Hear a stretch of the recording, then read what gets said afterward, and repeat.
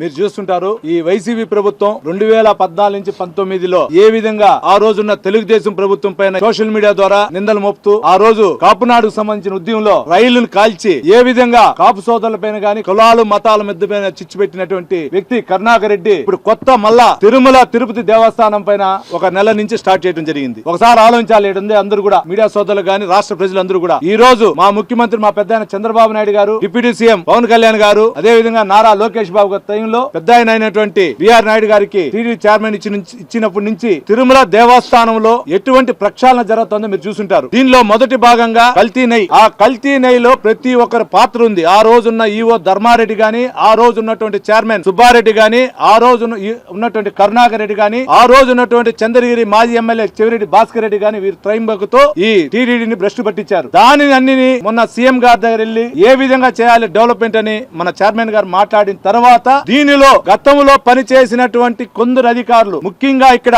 ఈ గోశాలకు సంబంధించి ఆయనే స్వతంత్ర నేనే చైర్మన్ అనే వ్యక్తిగా అనేటువంటి హరినాథ్ రెడ్డి చేసిన తప్పుకి సస్పెండ్ అయిన వ్యక్తి ఈ రోజు ఆ హరినాథ్ రెడ్డి ద్వారా కరుణాకర్ రెడ్డి గాని చెవిరెడ్డి గాని వాళ్ళ యొక్క దుష్ట సయంలో తిరిగి తిరుమల దేవస్థానాన్ని ఒక అప్రతిష్ట పాలు చేసేదానికి కూడా ఈ రోజు చేస్తున్నారు. మీరు చూసుంటారు గతంలో లోకల్ బాడీ ఎలక్షన్ లో లడ్లుని ఏ విధంగా కరుణాకర్ రెడ్డి గాని చెవిరెడ్డి భాస్కర్ రెడ్డి గాని ప్రతి ఇంటికి ఏ విధంగా ఇచ్చారు మీరు చూస్తుంటారు. ఈ రోజు అటువంటి పరిస్థితుల ఆ రోజు దేవుడికి సంబంధించిన భక్తులు వెళ్తే లడ్డు ఏ విధంగా వస్తామని ఈ రోజు ఏ విధంగా వస్తుందో చూస్తుంటారు. మధ్య భోజనం, ఉచిత భోజనం ఏ రోజు ఆ రోజు ఎట్లుంది ఈ రోజు ఎట్లుందో చూస్తుంటారు. ప్రతి ఒక్కరు దాన్ని మా పెద్ద ఆయన సీఎం గారు గాని చైర్మన్ గారు గాని బోర్డు మెంబర్లు అందరూ కూడా పరిశీలించి దీని ద్వారా చేస్తా ఉంటే తట్టుకోలేకుండా రాష్ట్ర ప్రభుత్వం పైన నిందలేస్తూ ఈ ఒక టీం సోషల్ మీడియా టీం ఒక దాన్ని అడ్డం పెట్టుకుని ఇక్కడ ఉన్నటువంటి దేవుడే లేదు వెంకటేశ్వర స్వామి ఒక నల్ల రాయి పైన చెప్పుతో వేస్తే ఏమవుతుందన్న మాట్లాడిన వ్యక్తి కరుణాకర్ రెడ్డి. అటువంటి వ్యక్తి ఈ రోజు చైర్మన్ అయిన తర్వాత ఎన్ని లక్షల కోట్లు సంపాదించాడో, ఇక్కడ టీడీకి సంబంధించిన బిల్డింగ్లు ఏ విధంగా కొట్టి తన సొంత పర్సంటేజ్ కోసం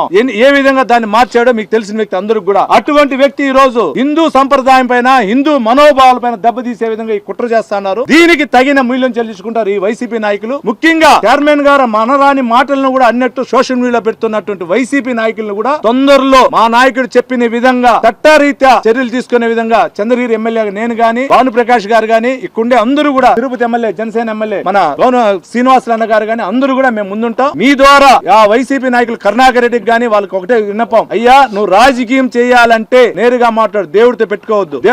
7 కొండలను 5 కొండలు చేస్తానన్నప్పుడే జరిగిన సంఘటనలు మీకు తెలుసు. ఇది ఇంకా పద్ధతి కాదు. మిమ్మల్ని ఆల్రెడీ వైసీపీ నాయకులందరినీ కూడా ఇంటికి పంపించడం జరిగింది. ఇది మంచి పద్ధతి కాదు అని తెలియజేసుకుంటున్నాను.